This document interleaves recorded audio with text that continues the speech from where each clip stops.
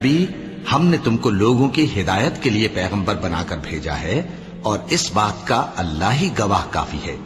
اور جو شخص سیدھا رستہ معلوم ہونے کے بعد پیغمبر کی مخالفت کرے اور مومنوں کے رستے کے سوا کسی اور رستے پر چلے تو جدھر وہ چلتا ہے ہم اسے ادھر ہی چلا دیں گے اور قیامت کے دن اسے جہنم میں داخل کریں گے اور وہ بری جگہ ہے۔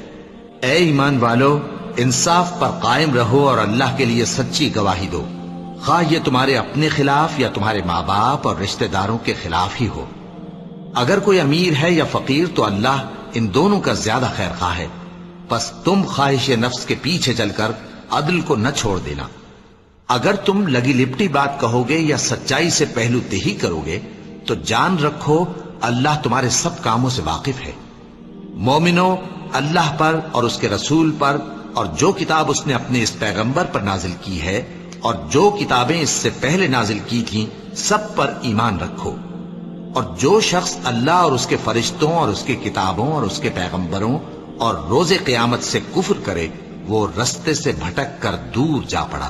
اور کسی کام کی نسبت نہ کہنا کہ میں اسے کل کر دوں گا، مگر انشاءاللہ کہہ کر، یعنی اگر اللہ چاہے تو کر دوں گا۔ اور جب اللہ کا نام لینا بھول جاؤ تو یاد آنے پر لے لو، اور کہہ دو کہ امید ہے کہ میرا پروردگار مجھے اس سے بھی زیادہ ہدایت کی باتیں بتائے۔ جو کچھ آسمانوں اور زمین میں ہے سب اسی کا ہے اور سب اس کے فرما بردار ہیں۔ وہی آسمانوں اور زمین کا پیدا کرنے والا ہے، اور جب کوئی کام کرنا چاہتا ہے تو اس کو ارشاد فرما دیتا ہے کہ ہو جا تو وہ ہو جاتا۔ اور بعض لوگ ایسے ہیں جو اللہ سے التجا کرتے ہیں کہ اے پروردگار ہم کو جو دینا ہے دنیا ہی میں دے دے، اور ایسے لوگوں کا آخرت میں کچھ حصہ نہیں۔ اور بعض ایسے ہیں کہ دعا کرتے ہیں کہ پروردگار ہم کو دنیا میں بھی نعمت عطا فرما اور آخرت میں بھی نعمت بخشیو اور دوزخ کے عذاب سے محفوظ رکھیو۔ یہی لوگ ہیں جن کے لیے ان کے کاموں کا حصہ یعنی اجر نیک تیار ہے، اور اللہ جلد حساب لینے والا ہے۔ اللہ وہ معبود برحق ہے کہ اس کے سوا کوئی عبادت کے لائق نہیں، زندہ ہے، سب کو تھامنے والا، اسے نہ اونگ آتی ہے نہ نیند۔ جو کچھ آسمانوں میں اور جو کچھ زمین میں ہے سب اسی کا ہے۔ کون ہے کہ اس کی اجازت کے بغیر اس سے کسی کی سفارش کر سکے؟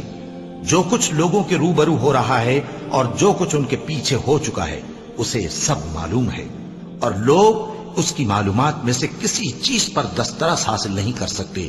ہاں، جس قدر وہ چاہتا ہے اسی قدر معلوم کرا دیتا ہے۔